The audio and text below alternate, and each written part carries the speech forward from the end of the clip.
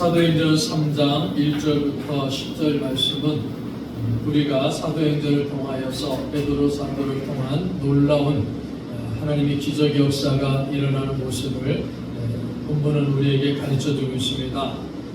사도행전 1장을 통해서 예수님의 제자들이 승천하시는 예수님을 보고 목격하였고 또 예수님의 약속을 기억하면서 예루살렘으로 돌아왔습니다. 그들이 한 다락방에 모여서 예수님의 약속의 말씀 믿고 열심히 기도하다가 베드로의 인도로 가룟 유다 대신에 마띠아를 사도로 선출하는 이러한 모습을 우리가 1장을 통해서 살펴봤습니다. 그리고 계속해서 기도하다가 사도행전 2장에 보면은 오순절날이 임하였을 때 우리 주님이 약속하신 성령께서 강림하셨습니다. 그래서 그곳에 있는 120명의 성도들이 성령의 충만을 받고서 나가서 하나님의 큰 일을 각국의 언어로 선포하는 놀라운 기적 역사가 일어났다라는 사실도 우리가 살펴봤습니다. 그래서 많은 사람들이 놀랄 가운데 있었을 때 베드로가 설교합니다. 베드로의 설교를 듣고 3,000명이 회개하고 세례를 받고 제사를 받아서 그리스도인이 되었죠. 그리고 그들이 그리스도인이 되어서 이제 교회를 이루고 새로운 삶을 시작하는 모습도 살펴봤습니다. 말씀을 배우고 또 항상 예배하고 기도하고 그리스도의 사랑을 나눔을 실천하는 이러한 일들을 잘 실천해 나갔을 때 우리 주님께서 날마다 구원받는 사람을 더해지게 하는 놀라운 역사가 일어났다는 사실을 사도행전 2장도 우리가 살펴봤습니다. 이제 사도행전 3장에 보시면은 제9시 기도 시간에 베드로와 요한이 성전에 올라가 있습니다.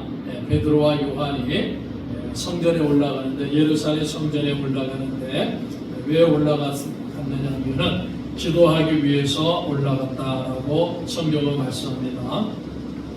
근데 베드로와 요한을 보면요, 좀 예수님의 제자들 가운데 잘 어울리는 그러한 두 사람이면서도 또 여러 가지 극명한 차이점을 갖고 있는 제자가 바로 베드로와 요한입니다.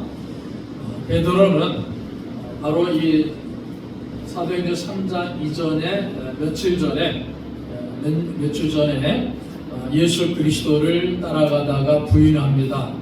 그리고 예수님 부인하는 그리고 실망하고 좌절했던 그런 제자 중에 한 사람이 베드로입니다. 그러나 오순절날 성령 충만을 받은 이후에는 교회의 지도자가 되어서 자신이 주신 사명을 누구보다도 잘 감당한 사람이 베드로 사도입니다. 그리고 사도들 가운데서도 나이가 가장 많은 사람이기 때문에 맏형으로서의 역할도 잘 감당했던 사람이 베드로입니다. 반대로 요한은 12사도 가운데 나이가 제일 작은 사람입니다. 어린 사람이죠. 나이가 가장 많은 베드로와 나이가 가장 적은 요한이 조화를 이루고 있다는 것을 보여주죠. 이 요한은, 사도 요한은 예수님께서 십자가에 고난당하시고 십자가에서 죽음을 당하실 때 예수님과 가장 가깝게 있던 사람이었습니다. 그래서 예수님께서 이 요한에게 육신의 어머니인 마리아를 돌봐달라고 부탁하는 모습을 우리가 볼 수가 있습니다.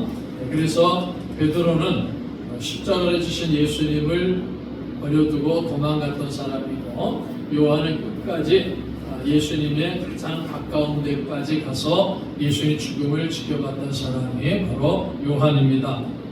이렇게 도망갔던 베드로와 예수님이 십자가에서 죽으실 때 가장 가깝게 다가가서 끝까지 지켜봤던 요한이 조화를 이루고 있다는 거죠. 나이가 많은 베드로와 나이가 가장 적은 요한이 조화를 이루어서 함께 일하고 있다는 사실을 사도행전 3장 1절은 우리들에게 보여주고 있습니다. 그래서 이 베드로와 요한이 이렇게 이제 조화를 이루면서 함께 성전으로 올라가는데 왜 올라갔느냐 했을 때 기도 시간이 기도하기 위해서 올라갔다 이렇게 말씀하죠. 이제 예루살렘 교회 그리스도인들은 날마다 성전에 올라가서 기도를 드립니다. 그래서 초대교회 성도들이 날마다 예루살렘 성전에 올라가서 기도를 드리다가 이제 후에 시간이 지나면서 유대인들에게 핍박을 받습니다. 조롱을 당하고 핍박을 당할 때 이제 성전에 올라가서 기도를 하기 힘들게 되었을 때는 이 기도가 이제 각 모임을 통해 가지고 여기저기서 모여서 기도하는 이런 모습들도 우리가 사도행전을 통해서 볼 수 있습니다. 성전에 올라가서 기도했다라는 이 말씀은요, 초대 그리스도인들이 기도를 위해 가지고 따로 시간을 구분해 놓았다, 시간을 정해 놨다라는 것을 보게 됩니다. 그래서 1절에 보면 제9시 기도 시간을 그랬죠. 그러니까 9시에 기도 시간을 정했는데 이 9시는 우리 지금 시간으로 오후 3시입니다. 그러니까 오후 3시에 기도 시간을 정해가지고 예루살렘 성전에 올라가서 기도하는 이런 모습을 초대교회 성도들은 가지고 있습니다. 그래서 그것도 하루에 한 번이 아니라 하루에 3번씩 아침, 오후, 그 다음에 밤 시간에 이렇게 기도하는 모습을 가지고 있었습니다.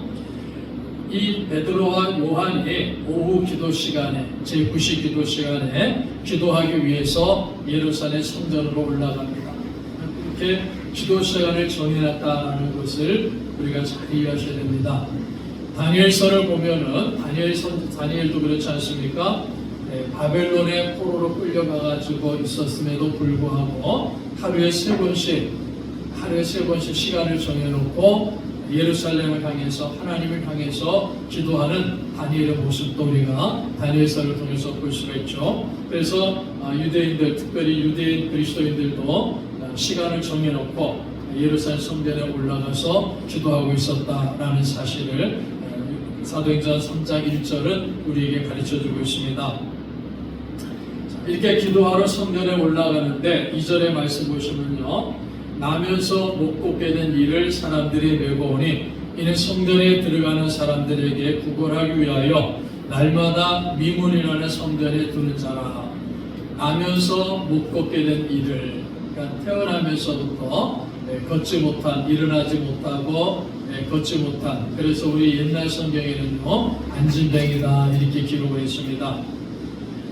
태어나면서부터 일어난 적도 없고 걸어본 적도 없는 나면서 못 걷게 된 사람을 베드로와 요한이 보게 됩니다. 이 사도행전을 기록한 누가는 그 직업이 의사입니다. 그래서 직업이 의사인 누가가 의학적인 용어를 쓰면서 나면서 못 걷게 된 일을 이렇게 표현하는 거예요. 그러니까 이 말은 선천적인 장애인이라는 말이죠. 그러니까 중간에 어떤 사고로 인해서 장애를 입은 사람이 아니라 태어나면서부터 장애를 가지고 태어난 사람이다. 그래서 선천적 장애인이다. 이런 표현을 나면서 못 걷게 된 사람이다. 이렇게 누가가 기록하고 있습니다.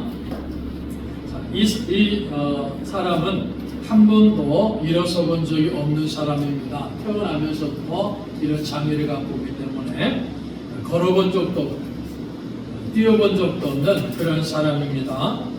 그리고 날마다 성전 미문에서 구걸했다라 했죠. 나면서 못 걷게 된 일을 사람들이 메고 오니 이 성전에 들어가는 사람들에게 구걸하기 위하여 날마다 메고 오니, 그러니까는 스스로 걸을 수가 없으니까는 사람들이 메고 와가지고 성전 민문에 앉혀가지고 구걸하도록 하는 거예요. 그런데 날마다 그랬어요. 매일같이 나와서 구걸하는 겁니다. 그리고 우리가 사도행전 3장 이후에 보시면요, 이 사람의 나이가 40여 세다 그랬으니까 40살이 넘었다는 말이에요.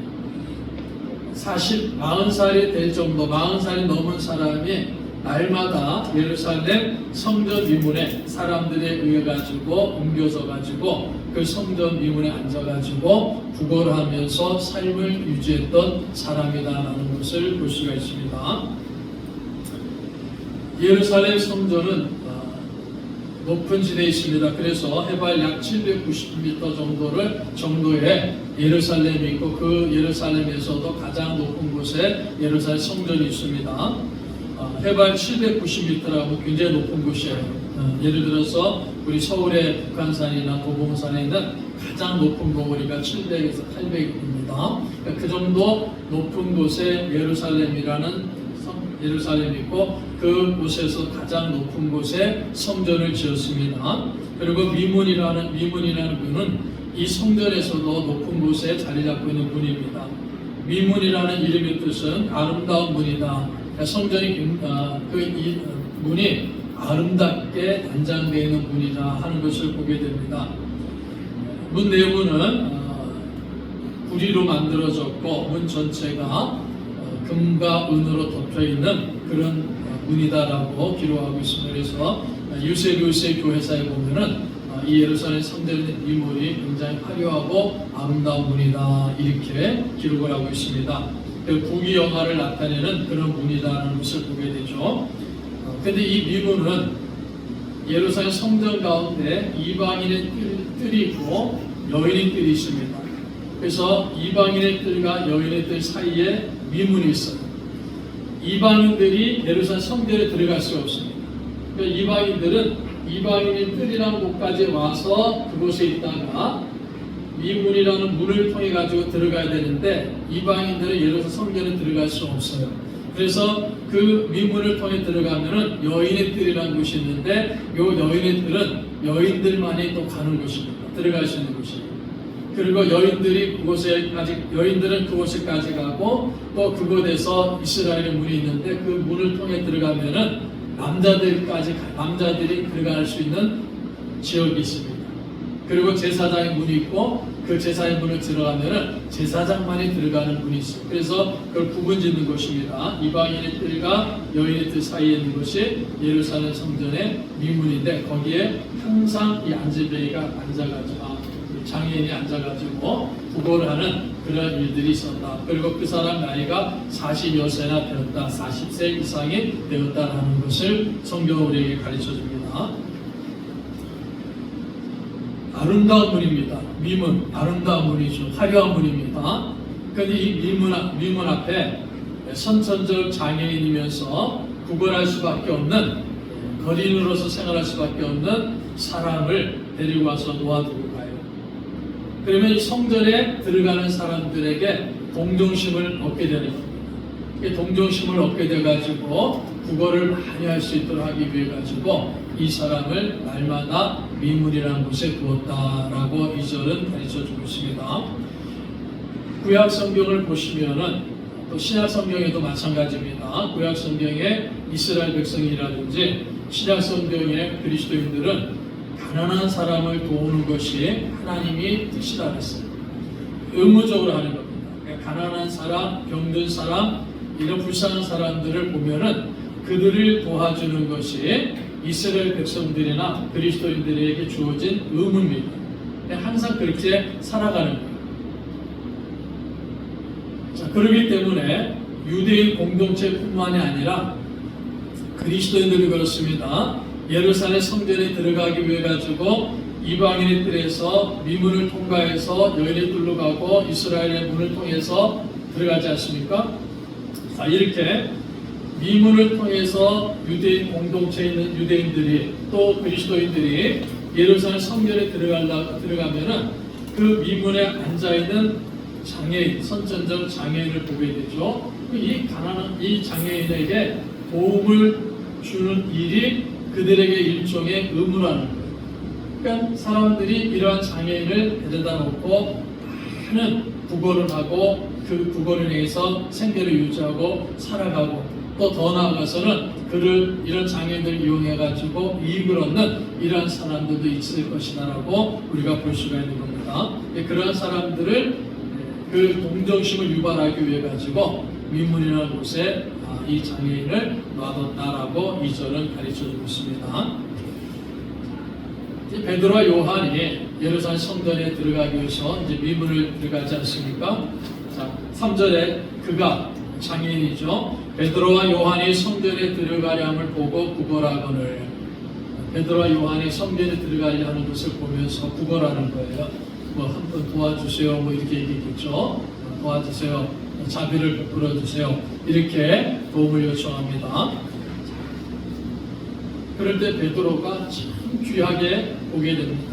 4절에 보시면요, 베드로가 요한과 더불어 주목하여 이르되 우리를 보라 하니, 베드로가 요한과 함께 들어갔다가 이 장애인을 주목했다 그랬어요. 주목했다. 이 주목했다는 말은요, 관심을 갖고 집중해서 보았단 말입니다. 베드로와 요한이 예루살렘 미문에 앉아있는 이 장애인을 보면서 일어나지도 못하고 걷지도 못하는 사람을 보면서 관심을 갖고 보는 거예요. 집중해서 봤다는 거예요. 저 사람이 얼마나 힘들었을까, 얼마나 고통스러울까, 얼마나 괴로울까 하는 그런 마음을 가지면서, 사랑하는 마음을 가지면서 정말 관심을 갖고 집중해서 봅니다.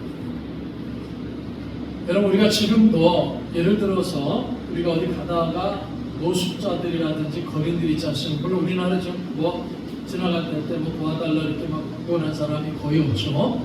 예전에는 거린들이 있고, 또 길 가다가 보면은 뭐 좀 사주세요 이렇게 뭐 요청하는 사람들도 종종 있는 것을 보게 되는데, 이렇게 거린에 대한 시선은요, 대부분의 사람들이 일반적으로는 회피랍니다.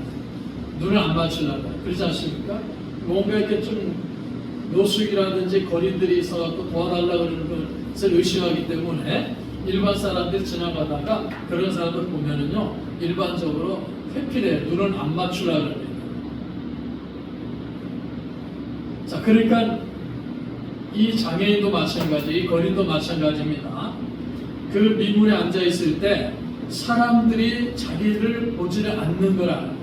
그러니까 예루살렘 그 미문으로 들어갈 때 그 옆에 앉아 있는 그 장애인을 그냥 못 본 척하고 들어가는 것이 보통 사람들의 모습이라는 거죠.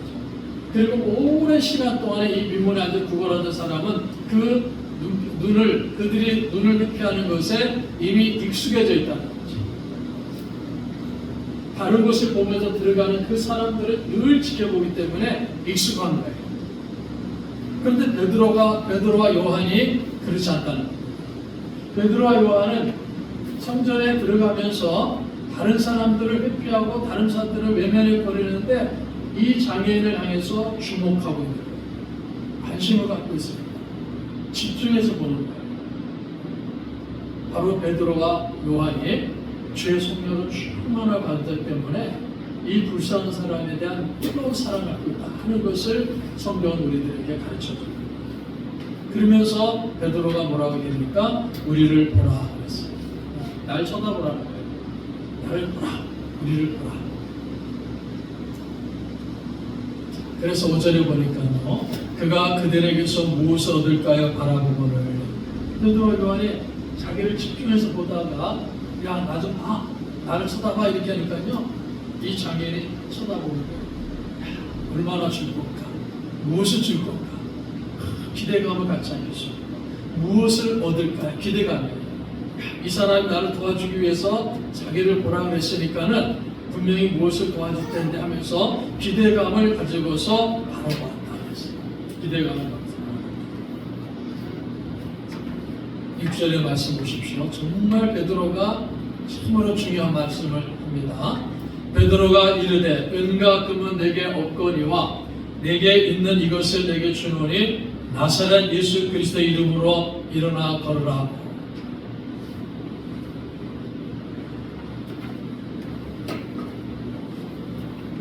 자, 이 거리는, 이 장애인 거리는 베드로와 요한이 우리를 보라 그러니까 베드로와 요한을 바라보는 거예요.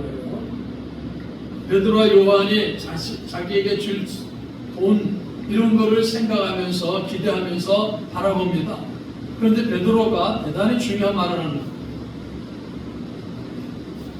은과 금은 내게 없다 그랬으니까 우리가 너에게 줄 돈은 없다는 거예요. 내가 너에게 줄 돈은 없다는 거예요.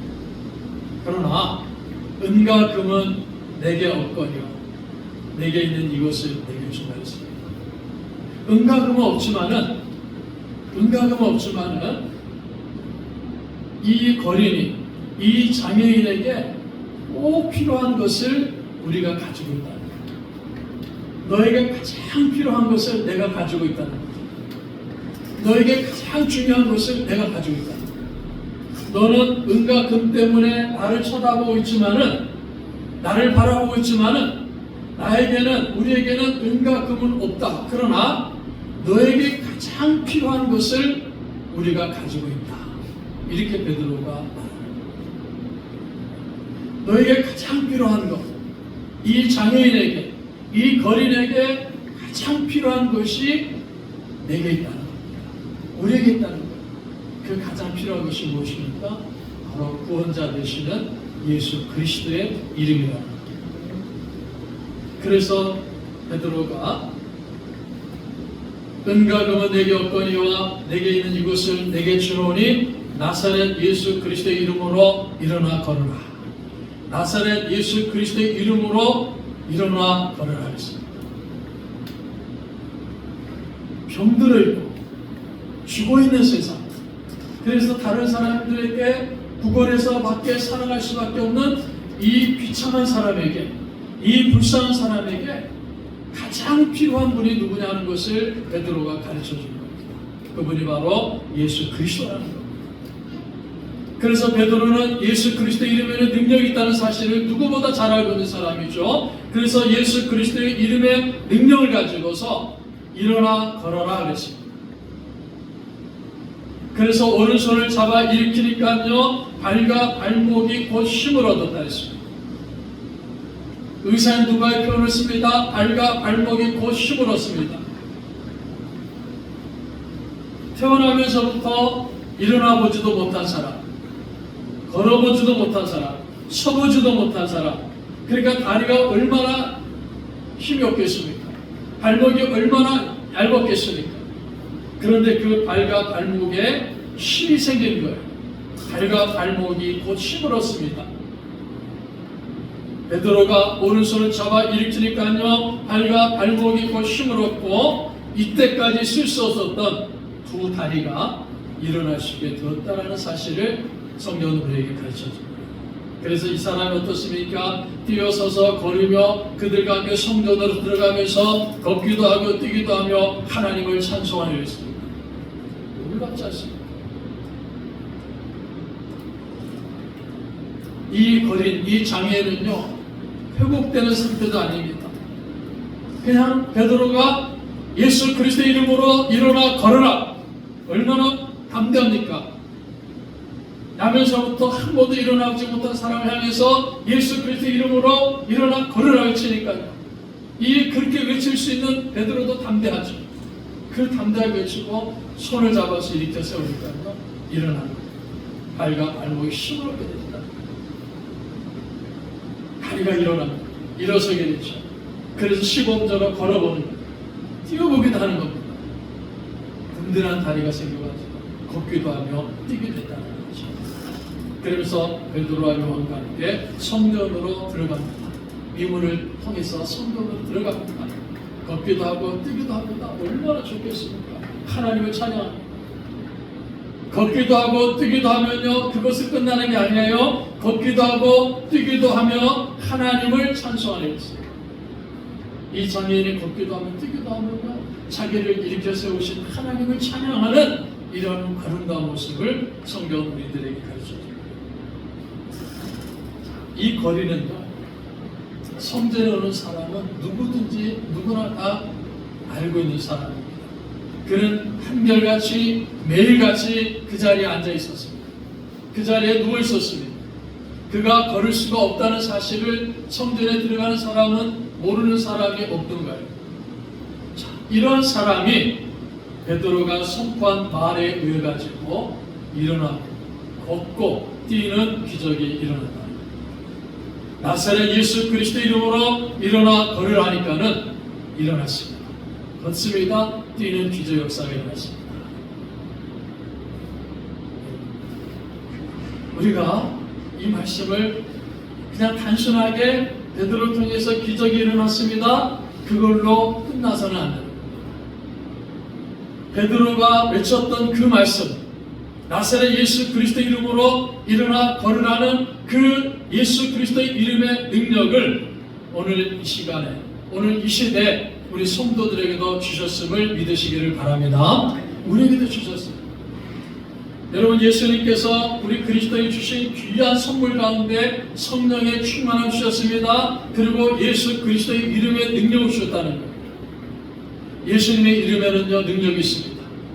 그래서 병든 자를 치유하는 능력이 있습니다. 죽은 자를 살리는 능력이 있습니다.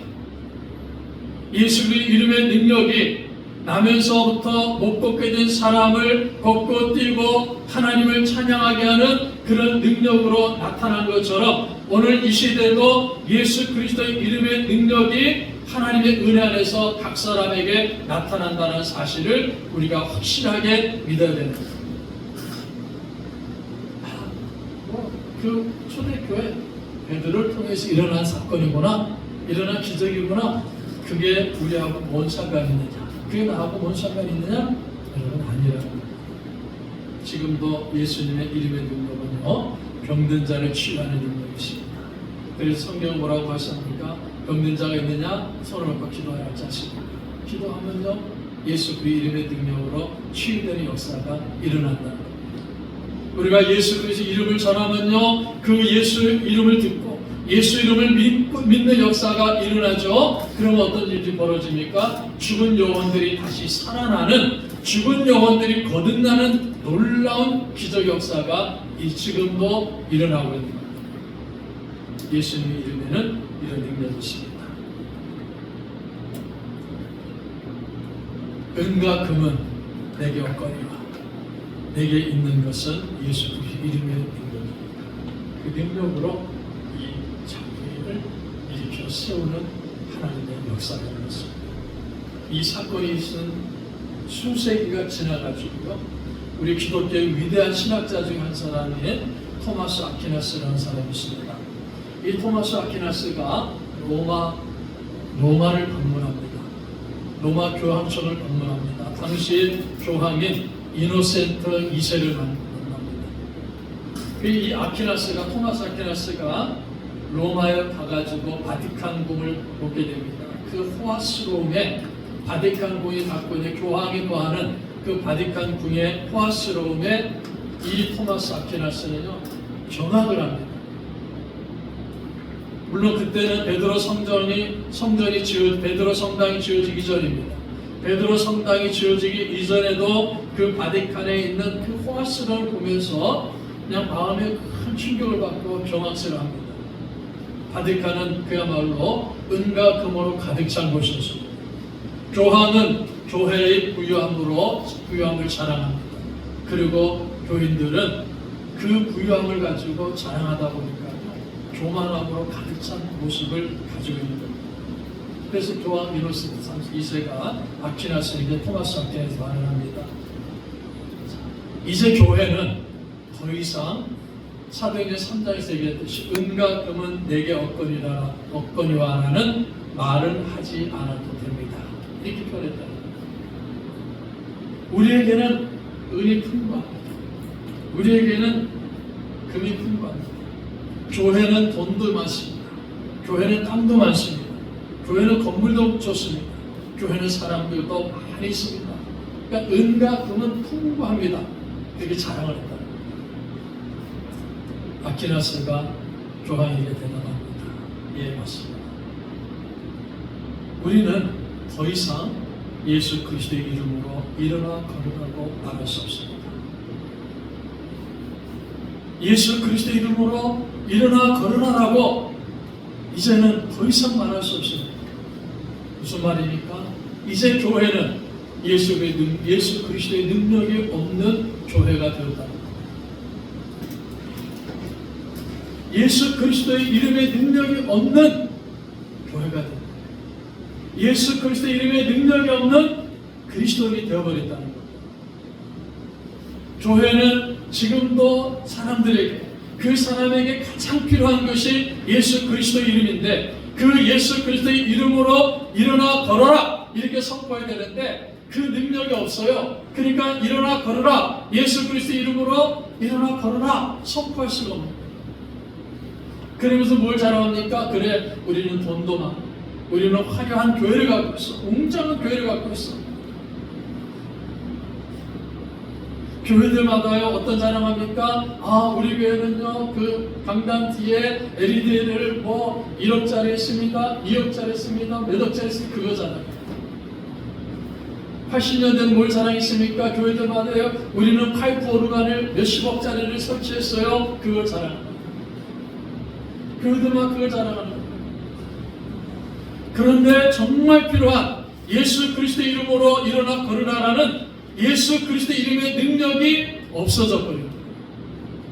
교회들마다, 그리스도인마다.